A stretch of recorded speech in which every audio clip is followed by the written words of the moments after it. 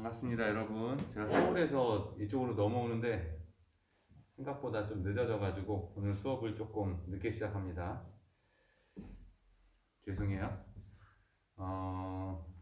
학생들이 지금 들어오고 있어야 되는데 많이 안 들어오네. 출석 체크만 하고 그냥 갔나 보네.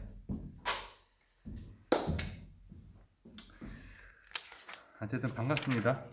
오프라인으로 지금 듣는 학생들은 거의 한 명씩 줄어가고 있어요. 거의 지금 여기에서 뭐하러 찍나 이 생각도 들어. 지금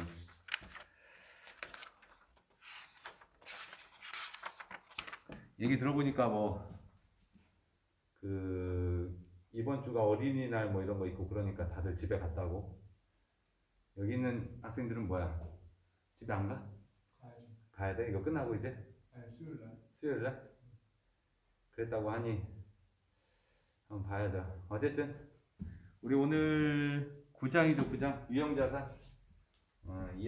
어제 이어서 유형자산 한번 해보도록 할게요.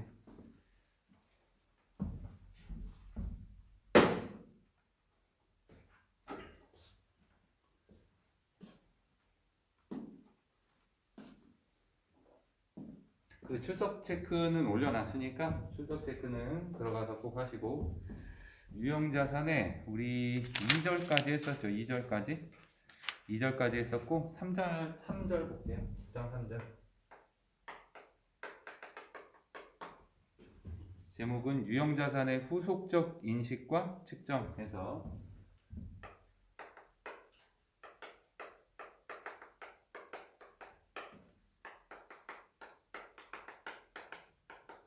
후속적 인식과 측정.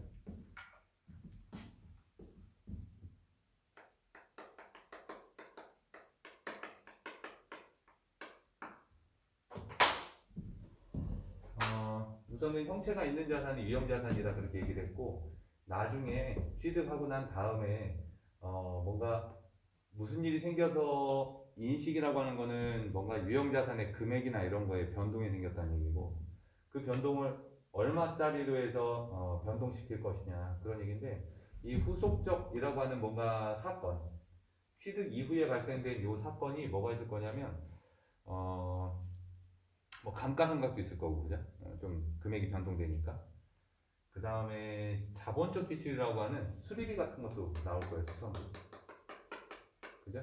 수선비, 후속적 취득 이후에 발생된 그런 비용들, 수선이 될 거고, 감가상각비, 감비도 될 거고, 아니면 기말에 평가도 할 거고, 이런 것들이죠. 이런 것들이 이제 유형자산을 취득하고 난 다음에 후속적으로 이제 발생이 될 수 있는 것인데, 거기에 대해서 이제 한번 보겠습니다. 여기 3절은 요거예요. 여기 수선비, 여기에 대한 내용이니까 거기 한번 볼게요. 유형자산을 취득하여 사용하는 기간 동안에도 그 자산과 관련된 여러 가지 지출이 발생한다. 이러한 지출 중에는 기업의 영업활동 과정에서 경상적으로 발생하는 수선 유지비 등의 성격을 갖는 것도 있고, 자산의 본래 용도를 변경한다든지 생산 능률을 향상시키는 지출들도 있을 수 있다. 따라서 유형자산을 취득한 이후에 발생하는 지출을 어떻게 처리할 것인지가 문제가 되는데, 이하에서 살펴보자. 양가로 1번 해서요. 국제회계 기준에서는 자산을 취득한 이후에 발생하는 지출에 대해서도 밑줄 보세요. 최초 인식 시와 동일한 조건을 적용.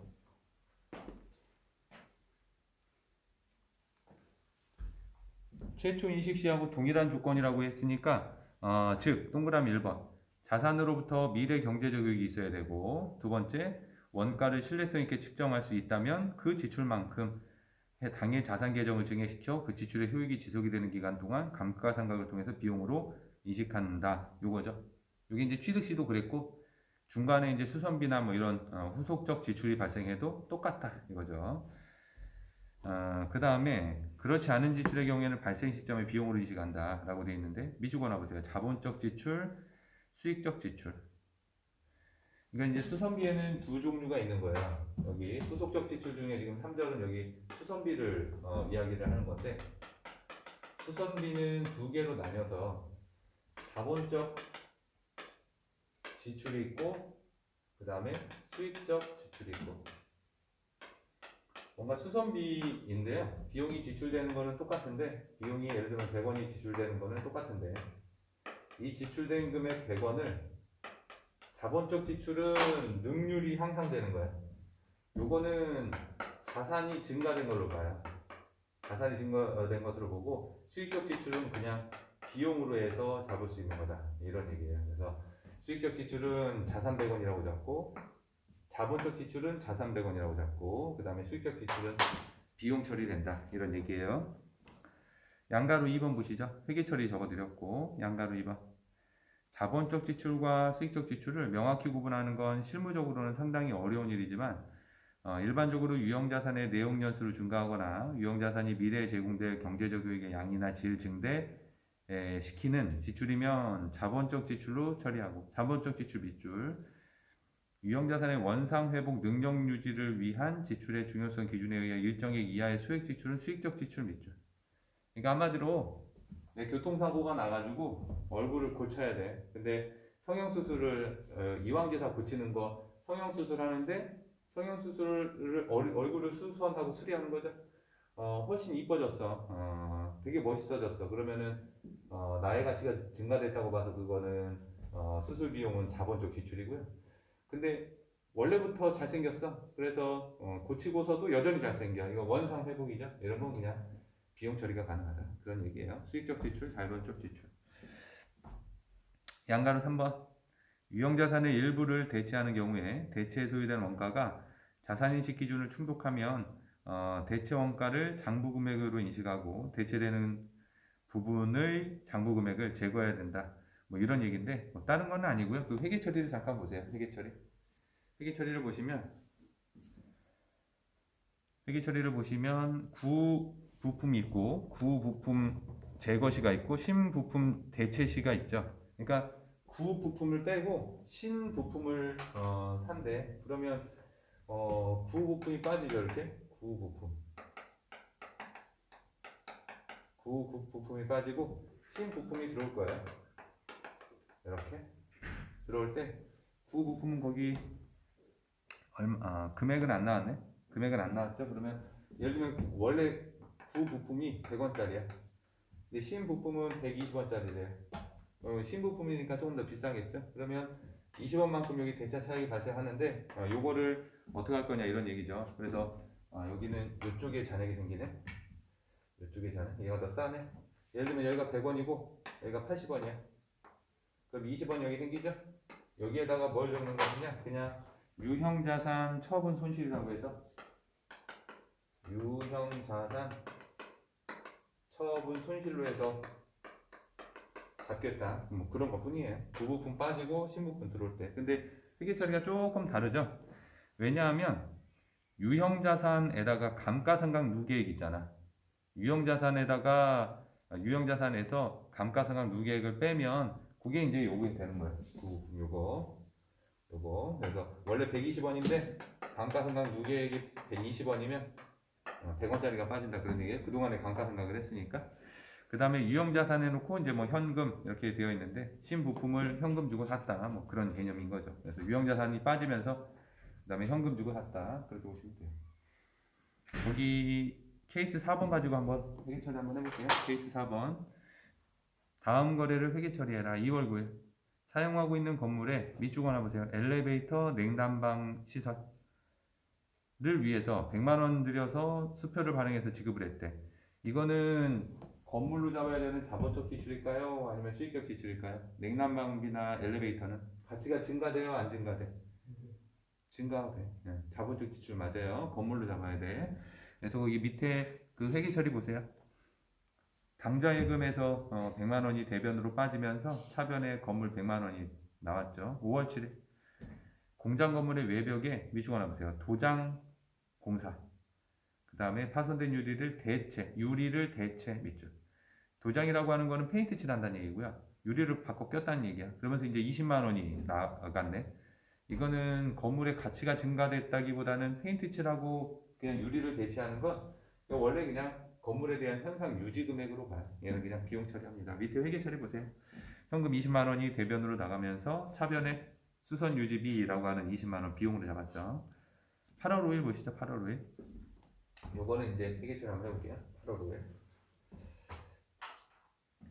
기계장치에 대한 부품, 취득원가 40만원, 감가상각액 30만원을 교체하였는데, 우선은 구부품이죠. 구부품이 원래 40만원짜리인데 감가상각으로 30만원이 됐대. 그러면 10만원짜리죠. 그러면 여기 이제 구부품이 40만원짜리인데 감가상각 누계액으로 감는 그대로 30만원이 있어야 돼요. 그러면 퉁 치면 이제 10만원짜리란 얘기예요. 퉁 치면 10만원짜리가 나가고, 그러고 난 다음에 그 밑에 새 부품의 교체로 기계장치의 능률이 크게 증가됐다. 부품 대금 50만원을 수표 발행해서 지급을 했다. 그러니까 50만원짜리 얘를 버리고 그 다음에 신부품을 해서 50만원 주고 샀다. 그런 얘기잖아요. 그러면 신부품이 50만원짜리가 이렇게 나오는 거죠. 그럼 원래는 이제 10만원짜리가 빠지면서 여기 이제 50만원짜리가 이제 들어온 건데, 이제 얘가 현금 주고 샀으니까 예금 계좌 이체했으니까 방좌예금. 요거는 이제 50만원 주고 이렇게 산 거고요. 얘 사서 부품 들어온 거고. 그러면 이제 얘는 어떻게 할 거냐? 요쪽에 10만원 대차 차익이 발생하는데 그 10만원만큼은 유형자산 처분 이익으로 잡자. 유형자산 처분 손실로 잡자. 이런 얘기예요. 그죠? 이렇게 뭐 회계 처리가 어려운 건 아니에요. 그냥 한번 해보시면 되겠고. 한 장 넘겨보시죠. 그 다음에 4절이 누구냐면 여기 요게 수선비, 요게 3절이에요. 요게 3절 3절에 대한 수선비 내용이고, 그 다음에 4절은 여기 감가상각비, 요게 4절이에요. 4절 유형자산의 감가상각.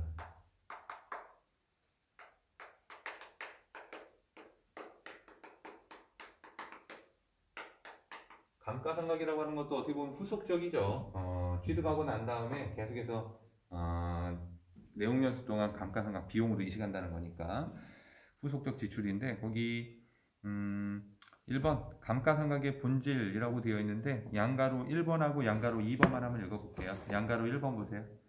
양가로 1번 감가상각이란 밑줄 감가상각, 유형자산의 취득원가에서 잔존가치를 차감한 잔액을 그 자산의 경제적 효익이 발생하는 기간 내용연수 동안 체계적이고 합리적으로 배분하는 과정을 말한다.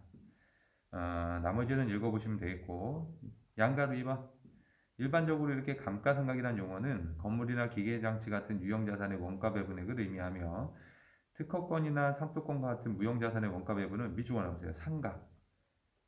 그러니까 유형자산은 감가상각 이렇게 부르고 무형자산은 그냥 상각 이렇게 부른다. 그래서 용어 구분하시면 되겠고, 그 다음에 광산이나 산림 같은 천연자원은 감모상각 이렇게 불러요. 유형자산은 감가상각, 무형자산은 그냥 상각, 천연자원은 감모상각. 그냥 용어니까 그 정도만 알고 계시고. 이번에 감가상각의 단위가 나와 있네요. 유형자산은 밑줄 보세요. 각 자산별로 밑줄. 양가로 1번에 각 자산별로 감가상각을 해야 되는데, 이에 대해서는 다음의 사항을 유의하자. 동그라미 1번에 유형자산을 구성하는 일부의 원가가 당해자산의 전체 원가와 비교하여 중요하다면, 일부 원가가 중요하면 유형자산을 감가상각할 때 그 부분은 별도로 구분해서 감가상각한다. 이제 금액이 중요하면 그 부분만 따로 감가상각한다 이런 얘기예요. 또한 유형자산의 전체 원가와 비교해서 해당 원가가 중요하지 않은 부분도 별도로 분리해서 감가상각할 수도 있다. 중요하면 따로 떨어뜨리자 이런 얘기고요. 2번 토지와 건물을 동시에 취득하는 경우에도 이를 분리 가능한 자산으로서 별개의 자산으로 회계 처리한다. 토지는 상각 안 하죠. 건물만 상각하면 돼요. 즉 채석장이나 매립지 등을 제외하고 토지는 내용연수가 무한하므로 밑줄 보세요. 토지는 감가상각하지 않는다. 여기까지. 그러나 건물은 내용연수가 유한하기 때문에 감가상각 대상 자산이 된다라고 하는 거죠. 건물이 위치한 토지의 가치가 증가하더라도 건물하고는 상관이 없어요. 토지의 가치가 증가해도 건물하고는 상관이 없다. 양가로 2번에 감가상각액 처리. 각 기간의 감가상각액은 다른 자산의 장부금액에 포함이 되는 경우가 아니면 밑줄 보세요. 당기 손익인식. 비용으로 처리합니다. 그냥. 그러나 유형자산에 내재된 미래경제적 효익이 다른 자산을 생산하는 데 사용되는 경우가 있는데, 이러한 경우 유형자산의 감가상각은 해당 자산의 원가의 일부가 된다. 예를 들어 제조설비의 감가상각액은 재고자산의 가공원가로 제조원가를 구성이 된다. 이 예를 들어 요 말, 그러니까 이 한 5줄 되는 요 말, 이게 뭐냐면 예를 들면 내가 기계장치가 있어요. 기계장치를 사업에 쓰려고 샀어. 아니면 뭐 비품이야. 비품을 샀으면 그냥 감가상각해서 그냥 비용 처리하면 돼요. 판관비로. 그런데 이제 이 감가상각이 기계장치에 대한 감가상각이고, 이 기계장치를 빵 만드는 데 썼대. 제조에. 이거는 판관비로 들어가지 않고 그 빵을 만드는데 그 감가상각비가 제조원가로 들어가야 된다. 그런 얘기예요. 어쨌든 비용 처리는 맞는데 제조 가공과 관련이 있으면 제조원가로 가고, 제조원가 밑줄 그으세요. 마지막에 제조원가로 가고, 안 그러면 그냥 판관비 처리가 된다. 그런 얘기예요. 3번에 보면 감가상각의 요소가 있는데, 우선은 양가로 1번 감가상각 대상 금액이 있네요.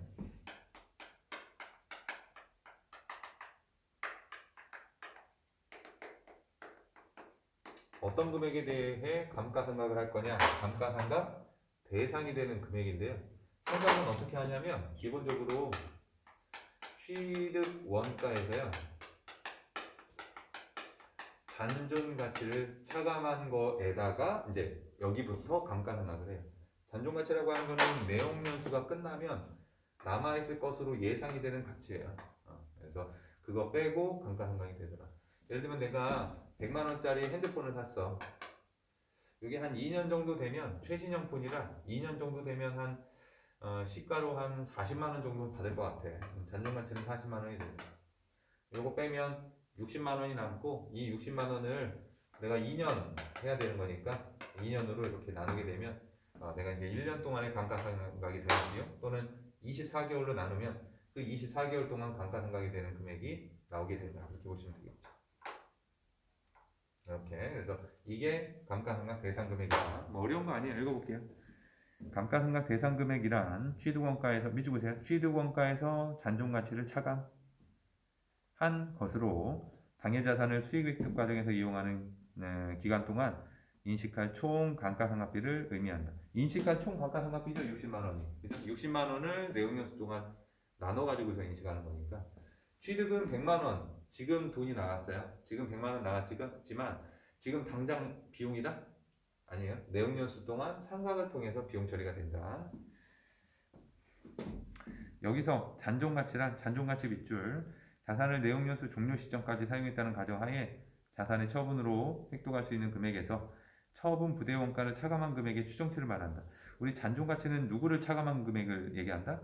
처분 부대 원가를 차감한 금액의 추정치 밑줄 그으시면 돼요. 그러니까 이게 지금 나중에 핸드폰을 2년 뒤에 40만 원 받고 팔 수가 있는데, 그거 팔 때 수수료가 한 5천 원 정도 든대. 만 원 정도 든대. 그러면 잔존 가치는 여기서 만 원은 비용으로 빠져야 되는 거니까 잔존 가치는 39만 원이 된다. 이런 얘기예요. 그래서 잔존 가치라고 하는 거는 내가 받을 돈에서 처분 부대 비용을 차감한 금액을 잔존 가치라고 한다. 그런 얘기죠. 당연히. 근데 아직 미래 안 가봤으니까 추정치가 되는 거예요. 한 장 넘겨보시면 감가상각 기간, 유형자산의 감가상각은 밑줄 그으세요. 사용 가능한 때. 감가상각은 사용 가능한 때부터 시작을 합니다. 위에다가 좀 적어놔 보세요. 취득한 때 X.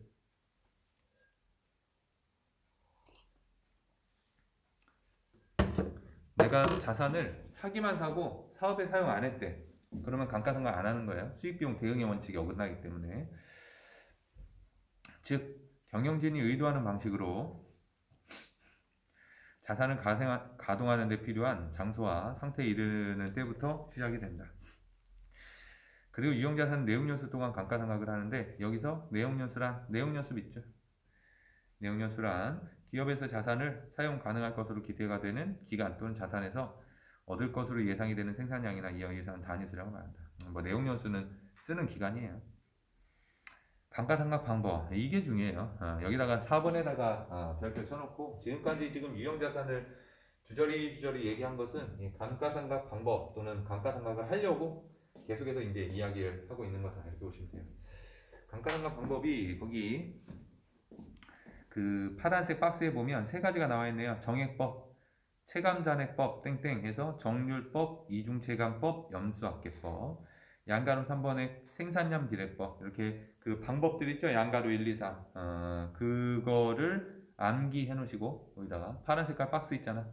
예제 5번 바로 위에 파란 색깔 박스 거기다 암기라고 적어 놓으시고 뭐 그러한 것들이 감가상각 방법이 있고 종류가 있다 이렇게 보시면 되는데 우선 예제 5번을 봅니다. 예제 5번.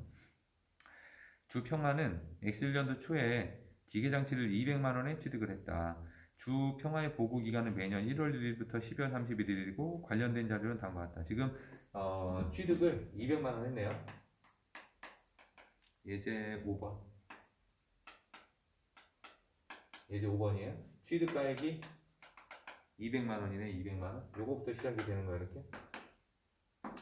취득가액이 200만 원이다. 양가로 1번. 이 기계장치의 내용연수는 3년이고 잔존가치는 20만 원으로 추정이 된다. 그래서 여기서 내용연수가 3년이고요. 그 다음에 잔존가치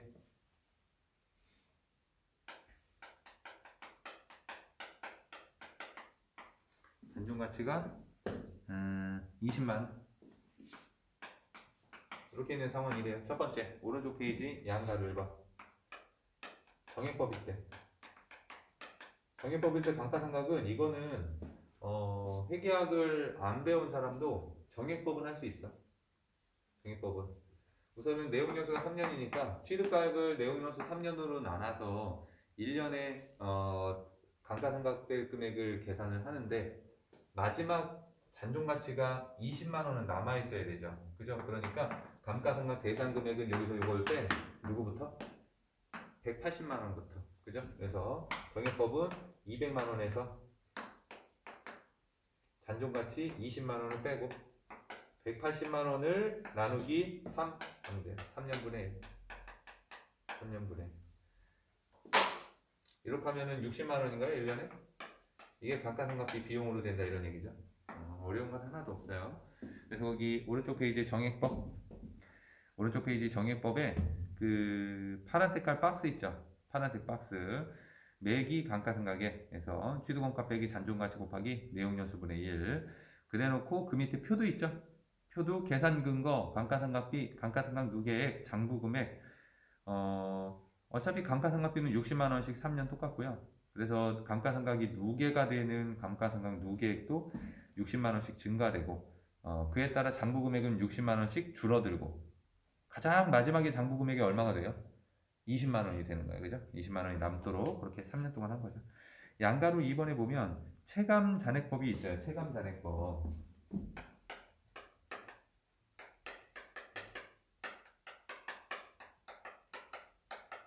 체감잔액법이 있는데 이건 이쪽에다 한번 해볼게요.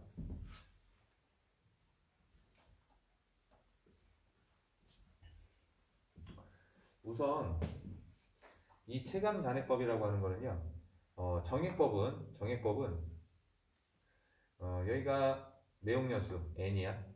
그 다음에 이쪽이 금액이에요. 내용연수가 되는 동안 감가상각비는 동일하죠. 이렇게 60만 원씩 3년 동안 동일한데 체감잔액법이라고 하는 거는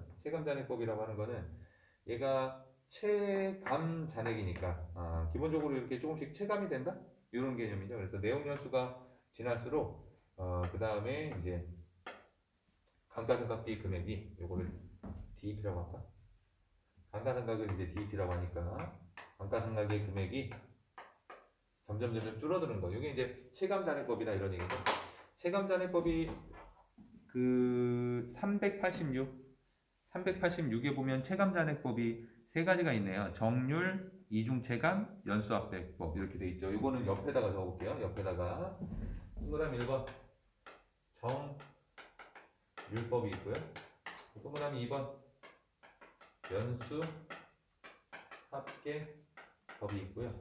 그 다음에 동그라미 3번에 이중체감법이 있고요.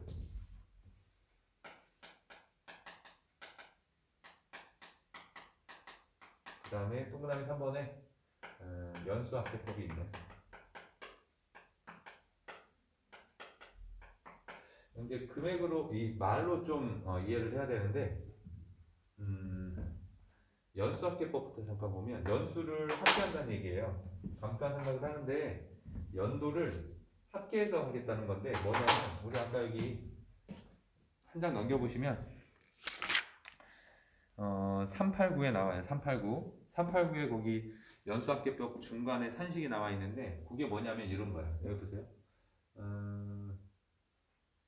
정액법의 여기 식 보면 정액법의 식을 보면 취득가액에서 잔존가치를 빼가지고 내용연수로 나눴잖아요.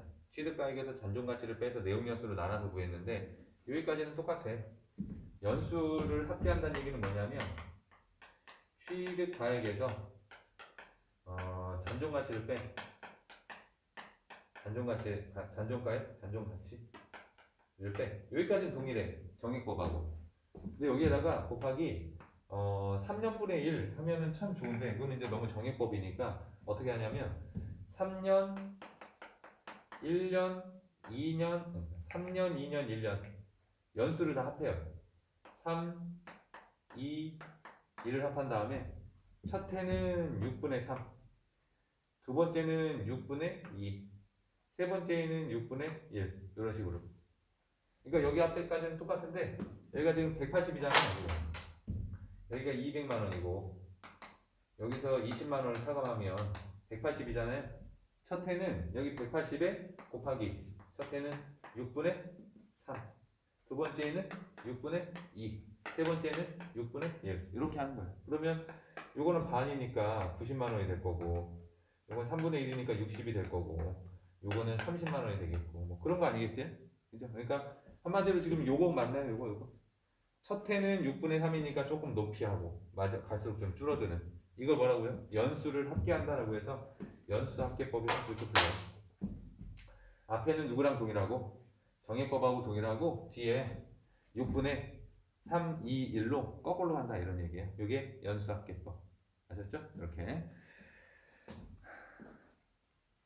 그 다음에 뭐를 보냐면 그 다음에 정률법을 보세요. 앞장 387 있죠? 387 정률법을 볼 건데 정률법 요건데요. 요거는 말 그대로 정률이니까 이거는 암기를 해야 돼. 정률법은 어떻게 계산하냐면요. 기초 미상각 잔액에다가 일정 퍼센트를 곱하는 거예요. 일정 퍼센트는 이거는 어차피 시험에서 요거는 우리는 구할 수 없어. 서 얘는 시험에서는 주어집니다. 그럼 어쨌든 퍼센트는 정률법 상각률은 주어지니까 이 앞에 있는 것만 구하면 구할 수 있겠네요. 얘는 어차피 주어지니까. 그러면 기초 미상각 상각되지 않은 금액은 어떻게 되느냐. 기초 미상각 잔액은 상각되지 않은 금액인데 얘는 어떻게 구하냐면 취득가액에서 미상각 잔액이니까 기초 감가상각 누계액을 곱해야 돼. 빼요. 보세요. 기초 감가상각 누계액. 그러니까 전년도 말까지 감가상각이 된 금액이 감가상각 누계액일 건데 거기에서 취득가액에서 얘를 빼면 당연히 상각되지 않은 금액이 나오겠죠. 기초에. 그 금액에다가 일정 퍼센트를 곱하는 그런 개념이에요. 예를 한번 들어보면 X1년, X2년, X3년을 놓고 보면 우리 예제 5번에 잠깐 한번 가보면요. 예제 5번이 안 나왔지? 거기 388을 보세요.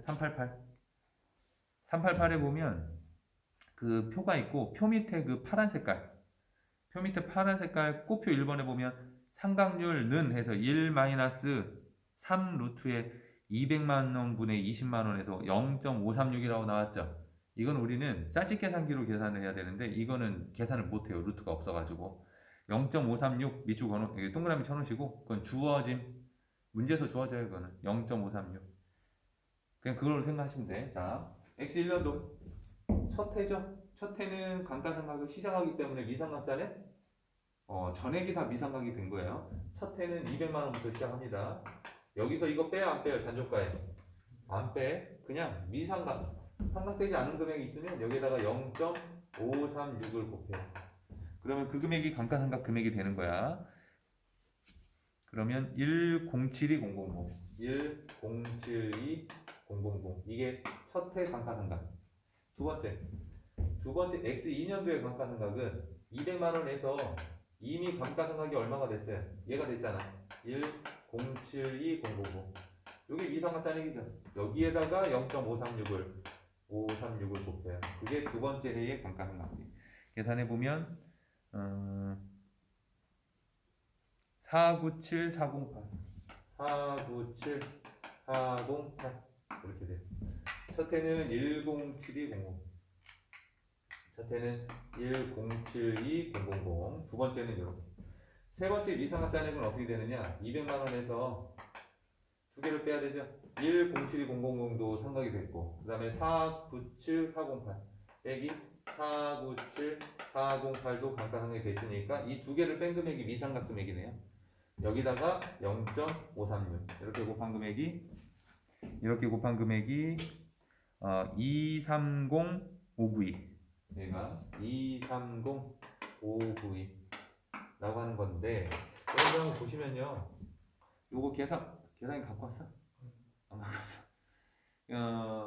이거 한번 해보세요. 이렇게 이거 하면 진짜 얘가 나오느냐 한번 해보시면 돼요. 200만 원에서 1072,000 빼고 497408 빼고 0.536을 하면 여기 금액이 살짝 안 나올 거야 아마. 이 금액이 왜 나오는 거냐면 이 세 가지의 금액을 다 더하면 얼마일까? 200일까? 200에서 시작이 됐으니까 거기 보세요. 표에 세 가지 금액을 다 더한 게 얼마예요? 180이야. 처음에 지금 여기 정액법이나 연수학계법은 처음부터 빼고 시작했죠. 이렇게 처음부터 빼고 시작했으니까 감가상각비 금액을 다 더해봤자 180만 원을 넘을 수가 없어요. 근데 지금 정률법은 안 빼고 시작했지. 안 빼고 시작한 이유가 뭐냐면 첫 번째 얘가 퍼센트라고 하는 0.536이 20만 원을 남기게끔 산출된 상각률이에요. 기본적으로 이 자체가 여기에서 여기로 곱한다라고 하는 이 자체가 20만 원을 남기게끔 산출이 된 상각률이라고 하는 거 첫 번째. 두 번째는 마지막에 이 금액이 이렇게 계산하면 이게 안 맞아 떨어질 건데 이 금액이 뭐냐면 20만 원을 남기게끔 감가상각비를 강제로 집어 넣은 거예요. 그러니까 예를 들면 여기 금액이 없잖아? 여기 금액이 없어. 마지막 해. 이렇게 계산하지 않아도 이 합계 금액이 얼마 나와야 돼? 무조건 180이 나와야 돼요. 거기 180을 만들어내는 그 숫자를 여기다가 적을 수밖에 없는 거야. 마지막 해에는. 아셨죠? 그러니까 계산 안 해도 돼. 사실상 계산해도 그 계산된 금액을 적는 게 아니야. 그냥 180이 되게끔 만들어져요. 왜냐하면 이 금액 자체가 이 금액까지만 상각이 돼야 잔존가액이 남게 되는 거니까. 그래서 요 방법을 뭐라고 한다? 이렇게 기초 미상각 잔액에다 곱하는 걸 정률법이라고 한다. 이렇게 기억을 해두면 돼요. 그 다음에 이중체감법이라고 하는 건데, 이중체감법은 얘는 이 이중을 뭐 두겹 이렇게 생각하지 말고 약간 이중인격, 뭐 이중인격도 두 개이긴 한데 이중체감법이라고 하는 거는 이중인격이라고 생각하면 돼요. 거의 반인반수 이거예요. 이게 무슨 말이냐면 정률법하고 정액법이 있는데 이중체감법은 반은 정률을 닮았고 반은 정액법을 닮았어. 반은 정률법, 반은 정액법을 닮았어. 그래가지고 거기 388의 맨 밑에 보면 그 박스 파란 색깔 있죠. 이중체감법. 박스를 보면 이중체감법 산식을 볼게요. 매기 감가상각액은 기초장부금이라고 하는 건 취득가액 빼기 기초감누니까 얘는 나는 뭐라고 했냐면 기초미상각잔액이라고 이야기를 했죠. 누구랑 똑같아? 앞부분은 정률하고 똑같아요. 뒷부분은 상각률인데 상각률 그 파란 색깔 꼬표를 가보니까 내용연수분의 1 곱하기 2야. 그러니까 내용연수분의 1이면 얘죠. 얘. 내용연수분의 1이면 얘. 결국엔 이중체감법은 어떻게 계산하는 방법이냐면 앞은 미상각잔액이랑 똑같아. 기초 이상각 잔액이 되는 게 맞는데 곱하기 여기는 이제 상각률을 곱하는 게 아니고 그냥 내용연수로 나눠. 내용연수로 나누는데 이게 이중이니까 여기 두 배가 들어가요. 내용연수분의 2 이런 식으로 감가상각이 되는 거예요. 여기 부분은 정액법이랑 비슷하고 여기 부분은 정율법이랑 비슷하고 여기 누구다? 이중체감법이다. 또는 이중체감법이라고 하지 않고 정액법의 배법이다 이렇게도 불러요. 정액법을 2번 했다고 해서 정액법의 배법이라고도 이제 부른다라고 보시면 돼요. 한번 계산 한번 해보면 x1년하고 3번 한번 해볼게요. x1년, x2년, x3년. x1년은 미사가 된 거 없어요. 그냥 다 삼각되지 않았어. 첫 해니까 200만원 곱하기 내용연수가 몇 년이냐면 총 3년이죠. 3년 3년분의 2 3분의 2가 삼각이 되는 거고 그 다음에는 이렇게 계산하면 3분의 2 하면은 1, 3, 3, 4, 0, 0, 0 이렇게 하면 좀 칸이 짧네. 그 표 보면서 하세요. 첫 해는 1, 3, 3, 4, 0, 0, 0 금액이 나오고 두 번째는 200만원에서 1, 3, 4, 3, 0, 0 1, 3, 3, 4, 0, 0, 0을 뺀 나머지에다가 곱하기 내용연수분의 2니까 3분의 2 이런 식으로 그러면 1, 3, 3, 4, 0, 0, 0이 아니고 4, 4, 4, 2, 2, 2 4, 4, 4, 2, 2, 2 그렇게 돼요. 마지막 해는 어떻게 될까? 200만원에서 1, 3, 4, 0, 0, 0 빼고 4, 4, 4, 2, 2, 2 빼고 거기다 곱하기 3분의 2 하면 금액이 나와야 되잖아. 이 금액이 또 안 나와요.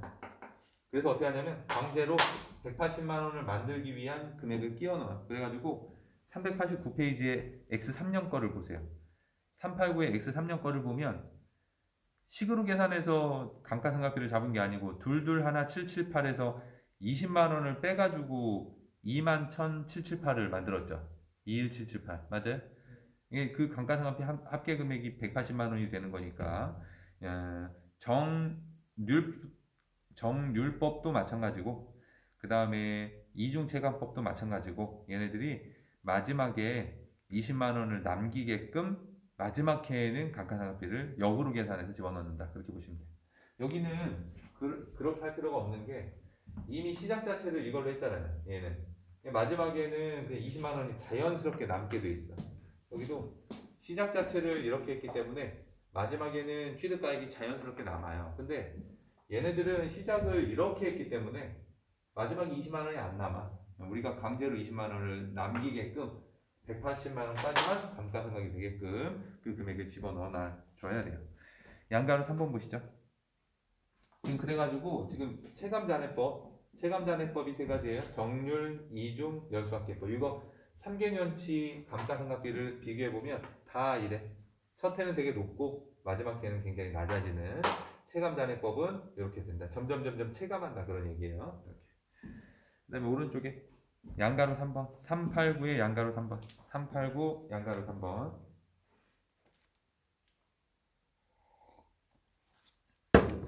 생산량 비례법. 생산량 비례법은 말 그대로 생산량에 따라서 상각을 하는 거예요. 우리 앞장에 386 예제 5번을 다시 가볼게요. 386 예제 5번 맨 밑에 보세요. 예제 5번 맨 밑에 주평화는 X1년도에 8만 개의 제품을 생산했고 X2년도에는 10만 개, X3년도에는 7만 개의 제품을 생산했다 라고 하면 총 25만 개지. 총 25만 개 중에 X1년도는 8만원, X2년도에는 25만 분의 10만, X3년도에는 25만 분의 7만 이렇게 연수나 이런 거 상관없이 실제로 생산량에 비례해서 감가상각이 됐을 거니까 그 금액만큼 감가상각이 되겠다. 그러면 감가상각 그 앞에 있는 금액은 얼마냐? 390을 펴보세요. 390을 보시면 생산량 비례법은 어떻게 계산이 되냐면 누구에다가 곱하기 총 생산량분의 단기에 생산한 부분이 들어갈 거 아니에요, 그죠? 총 생산량분의 단기에 생산한 그 부분만큼 감가상각이 들어가는데 이 앞에 있는 금액은 거기 보니까 누구랑 똑같아요? 취득원가에서 잔존가치를 뺀 거죠. 취득원가에서 잔존가치를 이렇게 해가지고 뺀 금액에다가 그 비율만큼만 감가상각을 매해 해간다 그런 얘기예요. 얘는 해보나 마나 마지막 해에 얼마가 나오겠어? 자연스레 20만 원이라고 하는 금액이 자연스레 나오겠지. 지금 감가상각 방법을 총 5가지를 봤네요. 첫 번째, 정액법. 두 번째, 체감잔액법 중에서도 정률, 그 다음에 이중체감법, 그 다음에 연수를 합계하는 연수합계법. 이렇게. 그 다음에 마지막으로 생산량에 따라서 감가상각이 되는 생산량 계획법. 총 5가지인데 앞에 있는 금액이 취득원가 빼기 잔존가액. 앞에 있는 금액이 취득원가 빼기 잔존가액인 것이 요거랑 요거예요.